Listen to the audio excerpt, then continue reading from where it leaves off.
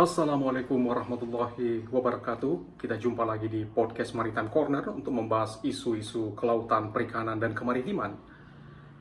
Ada satu pertanyaan menggelitik yang akan coba kita bahas dan kita bedah hari ini.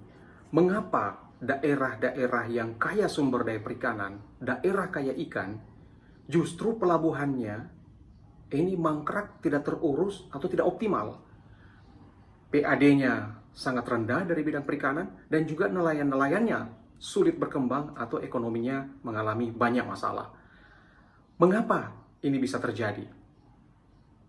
Sahabat-sahabat sekalian, secara umum kita bisa lihat bahwa hal-hal yang sangat mempengaruhi bisnis industri perikanan tentu saja banyak sekali faktornya.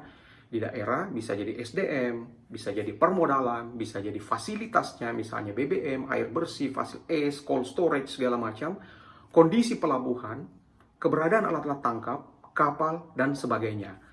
Kalau hal-hal ini tidak ada, tidak komprehensif di satu daerah, tentu saja perjalanan proses industri perikanannya tidak bisa optimal.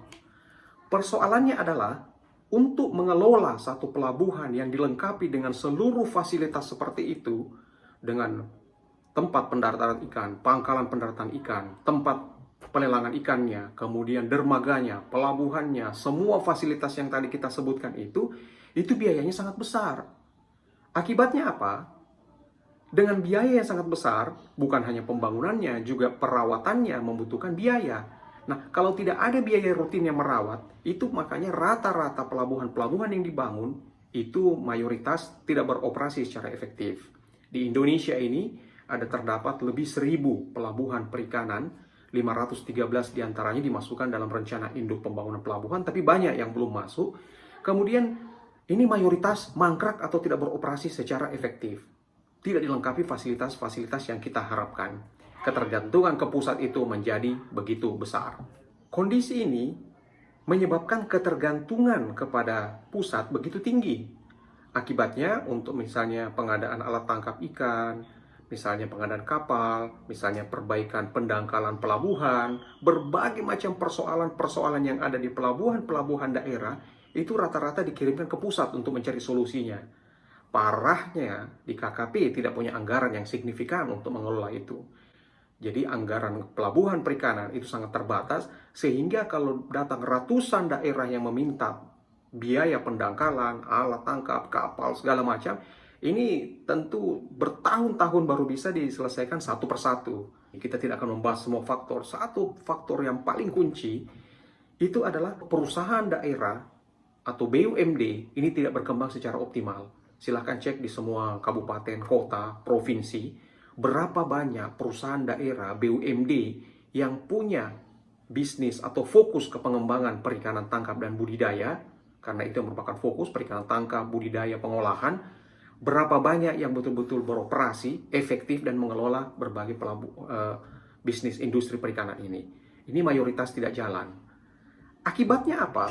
Karena tidak adanya perusahaan daerah yang bergerak, BUMD yang bergerak, asupan anggaran yang masuk ke daerah sangat terbatas. PAD terbatas dari pungutan-pungutan yang ada. Kalau berharap kepada retribusi pelabuhan, tambat laut, perizinan yang ada, jumlahnya sangat kecil, tidak mungkin bisa berkembang. Sehingga ada harus faktor ekonomi yang masuk sebagai pendapatan bagi daerah, sehingga dia bisa mengembangkan berbagai inisiatif-inisiatif industri perikanannya. Jadi faktor yang paling penting, ketiadaan Perusda dan BUMD yang bergerak secara serius di daerah tersebut, ini menjadi faktor paling penting.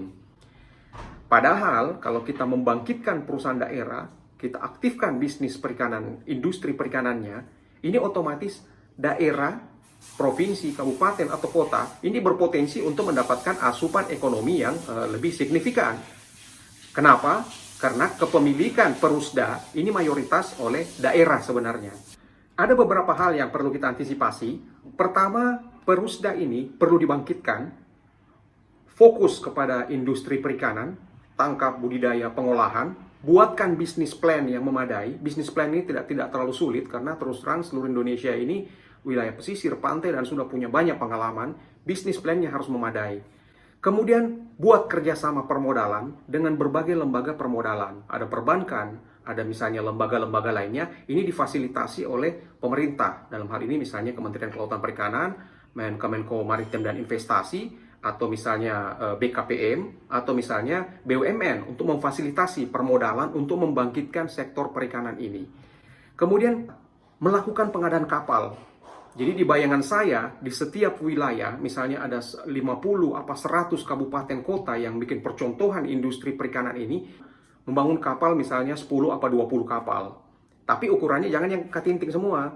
Karena selama ini daerah ketika membangun wilayahnya, itu faktor produksi yang diberikan, itu mayoritas nelayan kecil untuk yang ketinting saja, yang di bawah 5 GT atau di bawah 10 GT.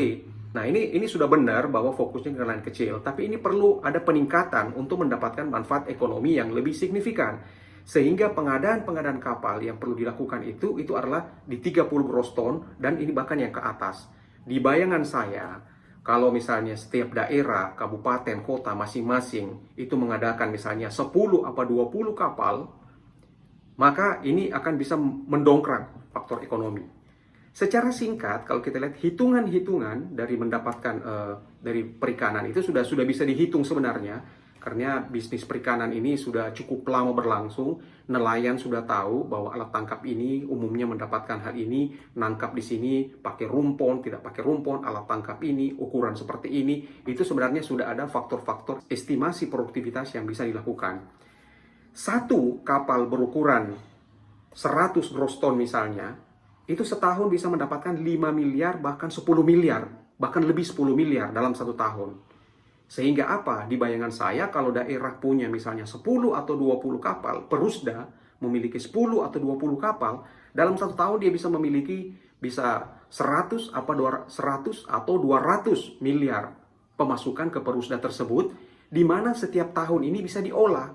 Sehingga diolah inilah yang nanti bisa merawat pelabuhan, merawat berbagai fasilitas yang ada. Jadi simulasinya adalah 10-20 kapal, kemudian ini bisa mendatangkan 100-200 miliar per tahun dengan faktor produksi lainnya. Kemudian pendapatan yang ada, inilah yang dijadikan untuk memperbaiki dan membenahi pelabuhan. Inilah yang digunakan untuk membangun pabrik es, air bersih, fasilitas BBM, bengkel nelayan. Ini juga yang digunakan untuk memodernisasi, membuat tempat pendaratan ikan, pangkalan pendaratan ikan, tempat pelelangan ikan, juga kemudian pasar ikan higienis, kemudian docking, kemudian toko perbekalan, dan berbagai macam peruntukan di pelabuhan. Ini bisa dikemas dari pendapatan ini, dan ini bersetiap tahun. Sehingga otomatis lembaga permodalan, lembaga pembiayaan, perbankan, ini akan bisa melihat ini bahwa ini bergerak, sehingga ini pasti bisa kemungkinan bisa memberikan manfaat yang cukup signifikan, baik bagi lembaga pembiayaan, juga bagi daerah. Selanjutnya bagaimana? Di daerah ini ada nelayan yang skala kecil, di bawah 10 gross ton, ada mungkin yang sedang, 10-30 gross ton, ada yang besar, di atas 30 gross ton, hingga 100 atau bahkan lebih. Nah, masing-masing mereka ini punya persoalan-persoalan yang sama, yang mirip sebenarnya. Ada yang masalah harga ikan, kualitas ikan, pemasaran ikan. Sehingga Perusda nantinya ini itu juga akan membangun misalnya tempat cold storage atau berbagai fasilitas lainnya, sehingga bisa membeli langsung dari nelayan-nelayan kecil, nelayan-nelayan yang berukuran sedang, dan juga untuk yang besar ini untuk masuk di cold storage. Sehingga apa? Ketika misalnya cuaca lagi tidak bagus, atau misalnya musim ikan melimpah, ini harga bisa dijaga tidak terlalu drop.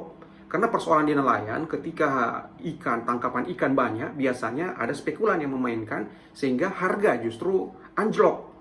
Jadi kadang-kadang 20.000 tiba-tiba bisa menjadi 5.000 atau 7.000 saja harga ikan. Ini di berbagai lokasi terjadi. Sehingga dengan adanya cold storage fasilitas ini, sehingga nantinya daerah bisa memasukkan ke cold storage dan bisa membantu nelayan kecil, sedang, besar ini menjadi satu sinergi untuk memberdayakan daerah untuk produksi yang lebih baik dan juga harga-harga yang lebih optimal. Nah, dari skema ini, simulasi singkat ini, bisnis plan sederhana ini kita akan mendapatkan nilai produksi ikan yang akan meningkat. Karena adanya kombinasi kecil, sedang, besar, masing-masing menangkap ikan di berbagai wilayah Indonesia, sesuai dengan batas-batas wilayah yang diperbolehkan, ini produksi akan meningkat. Yang kedua, potensi ikan ini juga bisa dikembangkan lagi, apalagi kalau kita juga menata SDM-nya, SDM-nya sehingga tangkapan ikan nilainya lebih tinggi, kualitasnya lebih bagus, ini tentu saja bisa potensi untuk menembus ekspor atau misalnya bukan hanya domestik saja, bukan hanya konsumsi, bisa ke faktor meningkatkan ekspor. Daerah akan bertumbuh tentu saja. Karena dengan misalnya kita menginisiasi tadi 30 sampai 100 misalnya daerah melakukan hal yang sama, artinya 30 sampai 100 daerah akan bertumbuh masalah perikanannya, mendapatkan itu tadi 100 sampai 200 miliar per tahun dipegang untuk membangun biayai. Akibatnya pelabuhan-pelabuhan tidak mangkrak dan ini otomatis akan mengurangi ketergantungan kepada pusat. Jangan banyak bergantung ke pusat. Keterbatasan di pusat itu begitu banyak, termasuk anggaran, berbagai fasilitas, apalagi di berbagai wilayah itu ragam persoalannya. Sehingga daerah perlu melepaskan diri dari kebergantungan kepada pusat ini secara strategis. Alhamdulillah daerah kita memiliki asosiasi pemerintah provinsi, asosiasi pemerintah kabupaten. Tinggal perusdanya ini yang harus dihidupkan. Pertama, hidupkan perusdanya. Kemudian yang kedua, buatkan bisnis plan strategis untuk perikanan tangkap dan budidaya. Yang ketiga, untuk tangkap segera lakukan pengadaan pembelian kapal. Kapalnya ini kalau bisa 30 gross ton dan di atas kalau bisa 100 gross ton sehingga hitungannya bisa lebih realistis. Karena di wilayah Indonesia ini mesti terbuka ruang. Tempo hari ketika beberapa tahun yang lalu kita melakukan langkah-langkah sangat efektif untuk misalnya mengusir kapal-kapal asing yang menangkap ikan di Indonesia, ini cukup banyak ruang untuk daerah atau pemerintah ini untuk mengembangkan bisnis industri perikanan daerah. Kalau daerah tidak bergerak, pusat tidak bergerak, ini nanti cukong-cukong pemain-pemain lama saja yang akan main di situ, sehingga daerah harus tumbuh berkembang. SDM-nya banyak di berbagai tempat, ini bisa diambil sehingga mengoptimalkan hal ini. Setelah beli kapal, tentu saja benahi pelabuhannya. Jadikan pelabuhan-pelabuhan itu sebagai pusat perkembangan ekonomi di sana. Ada 1.000 pelabuhan, mayoritas mangkrak, saatnya dibangkitkan, jangan bergantung ke pusat. Daerah diharapkan bisa membangkitkan hal ini. Makanya perusdanya harus memiliki orang-orang yang punya semangat kewirausahaan yang bisa membenahi berbagai faktor-faktor ini supaya ini bisa tumbuh berkembang. Saya kira ini yang bisa sampaikan dalam diskusi kita kali ini. Kita ketemu lagi dalam topik lainnya. Assalamualaikum warahmatullahi wabarakatuh.